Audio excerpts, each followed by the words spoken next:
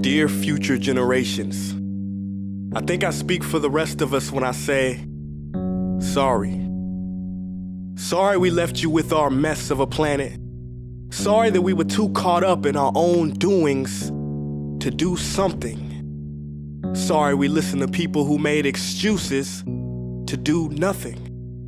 I hope you forgive us. We just didn't realize how special the earth was. Like a marriage gone wrong, we didn't know what we had until it was gone. For example, I'm guessing you probably know it as the Amazon desert, right? Well, believe it or not, it was once called the Amazon rainforest, and there were billions of trees there, all of them gorgeous, and... Oh, you don't know much about trees, do you? Well, let me tell you, trees are amazing. I mean, we literally breathe the air they are creating. They clean up our pollution, our carbon. They store and purify water, give us medicine that cures our diseases, food that feeds us, which is why I'm so sorry to tell you that we burn them down. Cut them down with brutal machines, horrific, at a rate of 40 football fields every minute. That's 50% of all the trees in the world gone in the last 100 years. Why? For this. And that wouldn't make me so sad if it weren't so many pictures of leaves on it.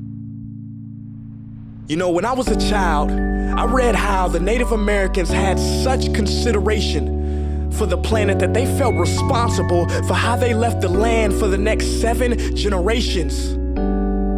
Which brings me great sorrow, because most of us today don't even care about tomorrow. So I'm sorry. I'm sorry that we put profit above people, greed above need, the rule of gold above the golden rule. I'm sorry we use nature as a credit card with no spending limit, overdrafting animals to extinction, stealing your chance to ever see their uniqueness or become friends with them. Sorry we poison the ocean so much that you can't even swim in them.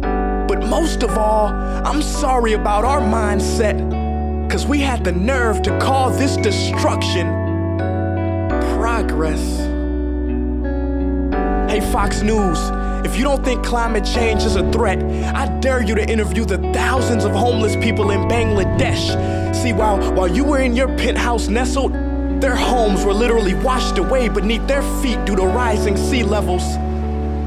And Sarah Palin, you said that you love the smell of fossil fuels. Well, I urge you to talk to the kids of Beijing who are forced to wear pollution masks just to go to school. See, you can ignore this, but the thing about truth is, it can be denied, not avoided. So I'm sorry, future generations. I'm sorry that our footprint became a sinkhole and not a garden. I'm sorry that we paid so much attention to ISIS and very little to how fast the ice is melting in the Arctic.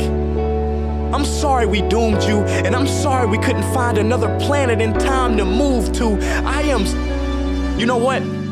Cut the beat. I'm not sorry.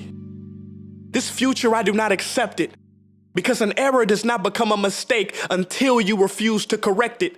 We can redirect this. How? Let me suggest that if a farmer sees a tree that is unhealthy, they don't look at the branches to diagnose it, they look at the root.